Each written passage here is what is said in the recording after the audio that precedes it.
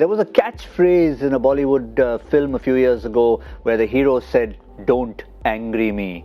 Well, somebody obviously angried Ajinkya Rahane to the extent that he went out and scored 100. It was not the Ajinkya Rahane we know. It was not the calm, silky, smooth player who would get to a landmark and raise his bat, doff his cap. Instead, there was a fist pump. There was a different, charged up Ajinkya Rahane picking up the highest individual score for the Rajasthan Royals. Yes, we'll dub him Rowdy Rahane from now on. What an innings it was. Let's see the reaction of our guests in the studio.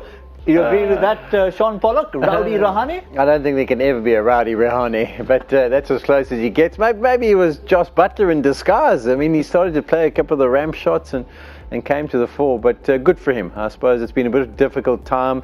The captaincy's changed. Maybe that's worked in his favour. It takes the pressure off his shoulders. But it's nice to always see a good guy. He's a good guy. I haven't worked with him for a few years, but to see him come good and play nicely was impressive. 16 of 17 when that shot of Akshar Patel was dropped by Ishant Sharma, who'd be not feeling great about himself in the dressing room.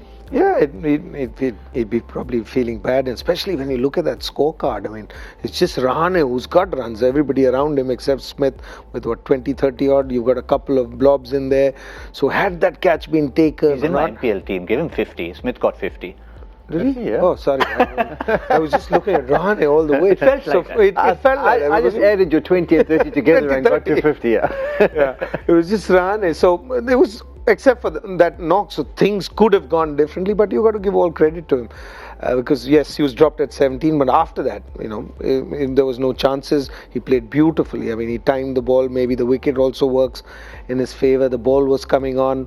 Not too much spin there, and he made full use of that opportunity, and he was there till the end. Maybe for Rajasthan they'd probably feel sad that they didn't get to face many balls after he got to 100, and especially in the last 3 overs. He played 3 or 4 balls? 5 balls. Yeah, he got to 100 of 58 deliveries. You'd expect someone 100 plus not out to get a bit of strike at the end, no matter who's at the other end, and he doesn't. 5 deliveries, he could only add 5 runs to that tally, and they lost a couple of wickets at the end.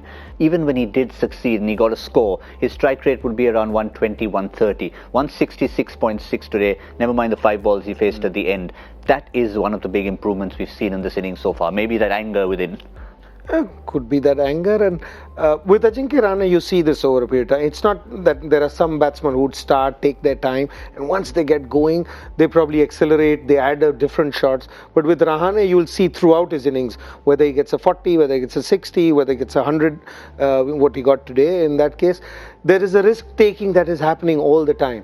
So there is no difference between once he gets past 20 or whether he's at 60 or 80 or 100. You don't see striking changing. It's similar shots that he plays. Today we saw something different. As he said, it was Butler in there, but generally it's the same kind of cricketing shots or the risk that he takes to get those runs, and that's why probably it's in the shorter version of the game that he's not as consistent that he's in a longer version, because he needs to take a lot more risk to be at pace with this format of the game. And they would have been worried, Rajasthan, wouldn't they, because their firepower was Butler.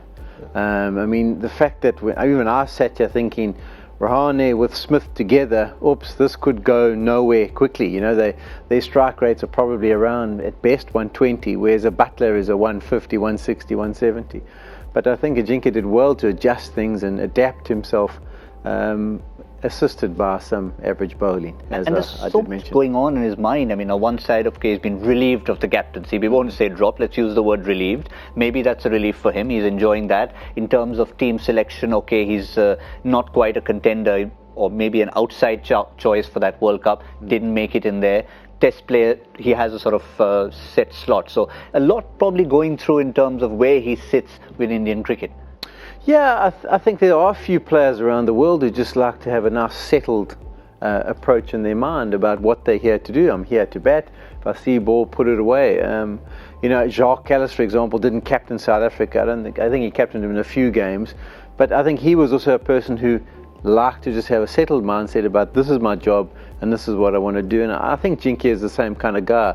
I think that the extra decisions, the extra pressure is not really his personality. I think he just likes to get in there, have a calm head and try and see ball, hit ball.